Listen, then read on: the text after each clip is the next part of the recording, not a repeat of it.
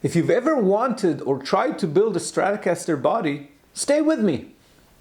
We already have our templates ready, and by the end of this video, you'll know how to cut the body itself and start shaping it. There are a lot of little details you'll want to have, and we'll go through them step by step. So stick around. Let's build a Stratocaster body.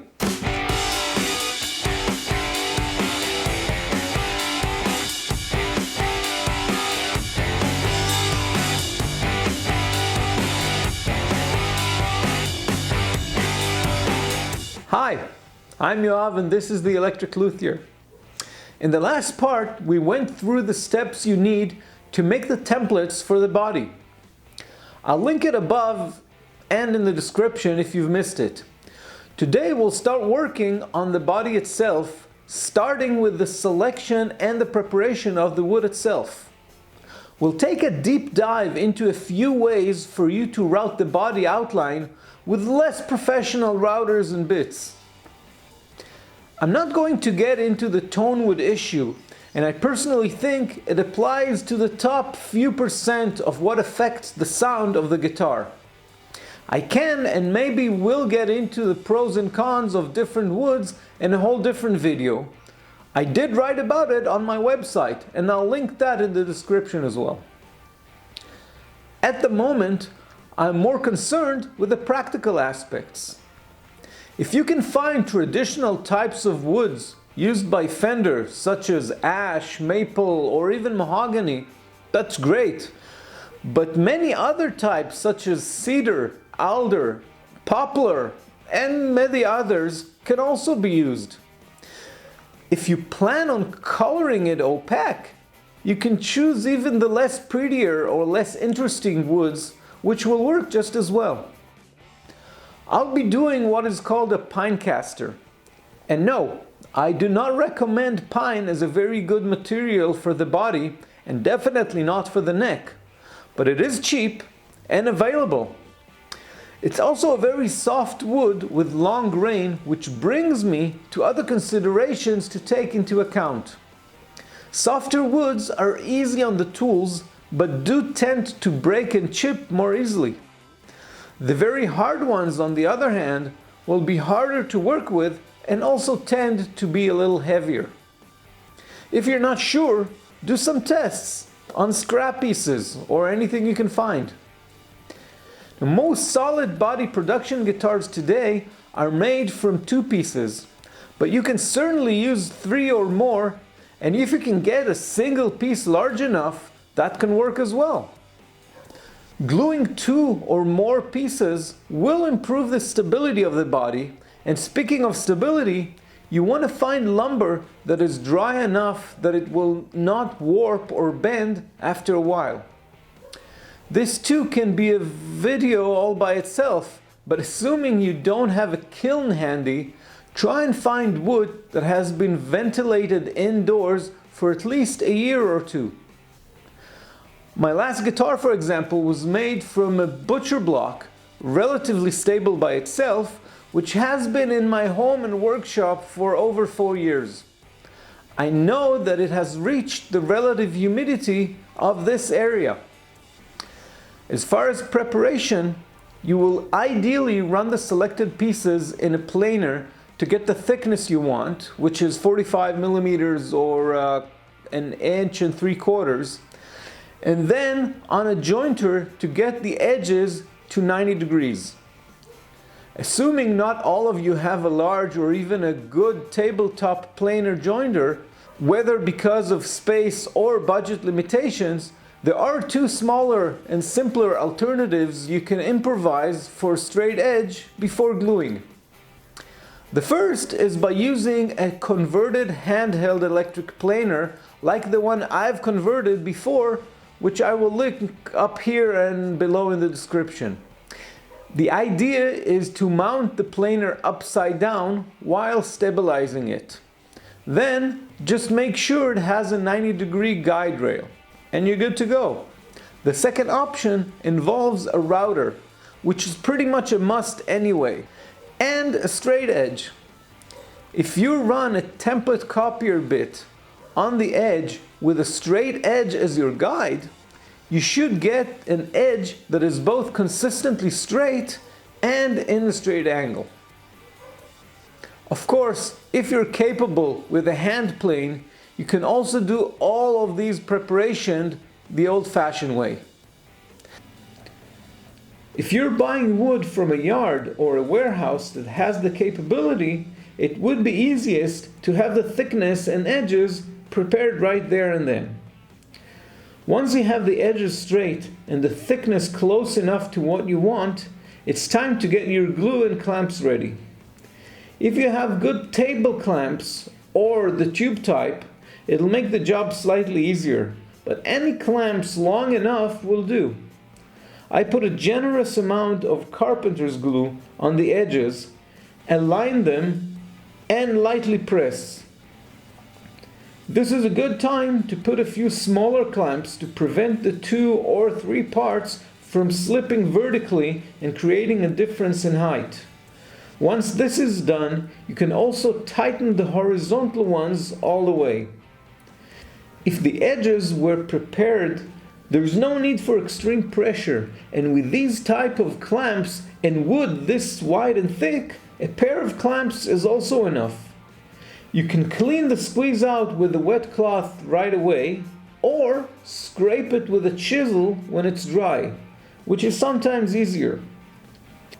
I've glued a 2-piece and a 3-piece body blank and left them to dry overnight. After they're dry, you want to make sure they're flat and smooth.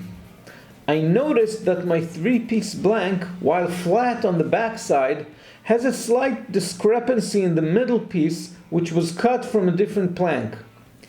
If you have access to a wide enough planer or drum sander which can smooth the top, that's great. A planer this wide is not something the average woodworker necessarily keeps around. Since we've already established a router is a must for guitar building, I'll be using it with what's called a sled jig. I put the sled on 2 parallel straight and level pieces. This gives me the option of moving the router in 2 directions smoothly while maintaining the same height. I use any type of 1/2-inch straight bit and set the tip to be just under the surface. I go left and right and then back and forth until I cover all the area I need. This will result in the top being flat and parallel to the table. Now, if necessary, you can also flip it and do the other side just as well. You can also use this method to reduce the thickness. If you're also thinking of a Les Paul or other Gibson bodies, this type of jig can also be helpful in putting a slight angle for the tops or tenons. The 2-piece body has a built-in center line, but the 3-piece will need to be marked. I mark the blanks with the outline and start cutting with my trusty jigsaw. I don't attach the template yet, just because it makes cutting with a jigsaw easier. If you do have a bandsaw, you can already attach the template at this point. In that case, you can also cut closer to the line without worry that the blade will slightly bend in tight corners, as the jigsaw often does. Eventually, what we want is a smooth and straight edge, and if the jigsaw does a slightly inferior job to a bandsaw, our next step, the router, will be the equalizer. The more material you have left outside the cutting line, the more careful you need to be when routing. When the cutting is done, we want to put the template into use and attach it to the body. This can be done with either double-sided tape, or as I will do it, using masking tape and superglue. If you're not yet familiar with the method, the idea is to stick masking tape on each of the 2 pieces you want to attach and then superglue them back to back. I'll be putting 3 strips of masking tape on the body and then align 3 more on the template. Make sure they are aligned so you don't get super glue on the body or the template themselves. You only need enough glue to hold the masking tape together without spilling off the masking tape. After that, all you need to do is align them properly on the center line and press it together. If you have super glue accelerator spray, it will just make the drying time much faster, and even if you don't, and depending on the quality and viscosity of your glue, you may have to hold it for a bit longer. When our template is in place, it's time to contemplate routing. If you're liking this so far, take a moment and subscribe below. Hit the bell icon to get notified when a new video comes out, and feel free to also check out my related website, theelectricluthier.com, with loads of information on guitar building. There are a few methods to routing the outline of a guitar body, and the number one consideration will be the type of router or routers you have. The pros will have a strong table router or a pin router. Most of us will have a handheld router and maybe a smaller trimmer router. Actually, more important than the router itself is the bit.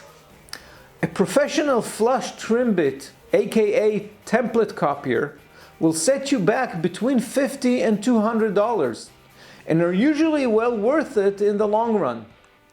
They will give you a cleaner cut, much less chipping, and will stay sharp much longer. However, a $5 bit can also do the job, and these are the types I currently use. A flush trim bit can come in 3 configurations. It will either have the bearing at the tip side, at the shaft side, or on both. These will allow you to approach the routing in different ways and directions for safer and better routing, and I'll try and demonstrate them, although you don't really need all of them. I'm going to be using a $40 no-name Chinese trimmer router and a 30-year-old Makita router, both handheld and table mounted. So chances are you'll be using routers which are of similar, or hopefully for you, superior quality.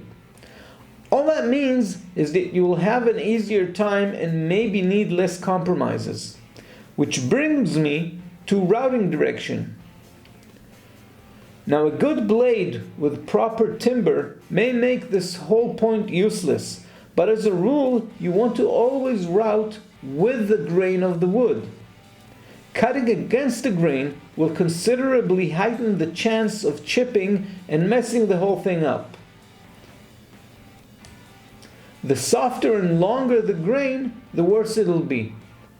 A dull or cheap blade will also contribute to that. So if you want to take extra precautions, you can mark the routing direction on the template itself. This will require routing one direction all the way through and then switching blades to finish the rest. I'll be starting with my trimmer router, and I'll be going about 1/3 of the way in depth with a 1/4 inch shaft and 1/2 inch blade.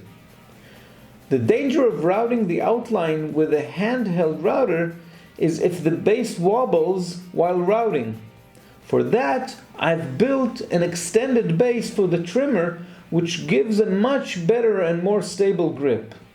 I'll link the video above and below. I set the bearing to roll on the template and have the blade just slightly overlap the template with most of it on the wood side.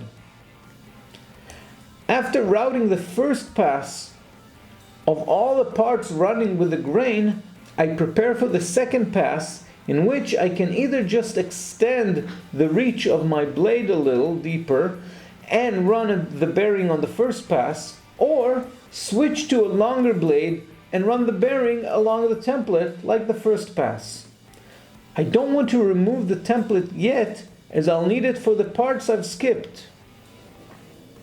After the second pass, I will again switch to a longer blade, which will now cover the whole thickness of the body. Now in theory, a blade of this length with a strong enough router could have done the same job in one pass, but doing multiple passes is easier for both the tools and my hands, and is safer. I'm using pine, which is very sensitive for chipping because of its soft, longer grain. But harder woods will have their own challenges, mostly being hard. When the third pass is done, I need to switch direction to be able to route the rest. Since you can't change the router's direction or the blade direction, what you need to do is either flip the body and template if you continue with a handheld router, or flip the router to table mount. In both cases, you will also need to turn to a blade which has the bearing at the tip side and not the shaft side. I recently got this one, and as it turns out, I ordered a slightly too short bit, and it doesn't quite reach the template. I'll therefore have to go back to the first bit I used and do another pass, much like the first one, to create a place for the bearing to later run on. This pass is going to be running against the grain and against my better judgment, so I'll have to carefully avoid the router from pulling me and from chipping. I do this with short strokes to begin with. You can see some minor chipping occurring even now. These will be sanded and rounded off later, so I'm not too worried. At this point, you can also go over the whole first pass and make sure to sand or smooth any kinks you may encounter. This will improve the last pass. When this is done, I can remove the template and go back to the flipped blade with the bearing at the tip. I set the bearing height to the correct area I've just routed and sanded and start going all the way around to complete the outline. I want to go back and demonstrate a couple of more ways to complete this part. The first will ignore grain direction altogether and just use a handheld router with bits of the same type but varying length. Aside from being very aware when routing against the grain, it's just a matter of working slowly and starting with short, deliberate strokes. You can choose to go through as many passes as you feel necessary according to your tools and comfort level. Smaller increments will take you longer but will be safer and easier to complete. When it comes to the number and length of blades you use, there are two factors that can give you a bit more flexibility. The first is the thickness of the template. A thicker template will enable easier tuning of the bearing height for deeper or shallower cuts. The second one is the number of bearings you put on the shaft of the bit. 2 or even 3 bearings will also make the height adjustment easier. It's always good to have a few spare bearings for both replacement and for adding to an existing one. For those of you who have a strong enough table router or a table mounted router such as mine, you may be able to get away with just one bit for the whole process. This is the long double bearing bit. The idea is that you can use the top bearing for one side with the grain, and then by just lifting the router, you can flip the body and route the other side and the other direction. I first set the top bearing to the template height and start routing just the parts which are running with the grain or down the grain. For the second part, I raise the blade and flip the body so that the template is now at the bottom and matches the bearing height. It is a bonus that I get to edit these videos, and as I often notice things that I've missed while working. You see this wobbly bearing on the brand new router bit? It is indicative of a bit that costs under $10 and may already need replacement. I may be able to replace the bearing alone, but working with a faulty one can be dangerous and may damage your guitar to be. I like to experiment with all these different methods and with affordable tools. Affordable really just sounds much better than cheap.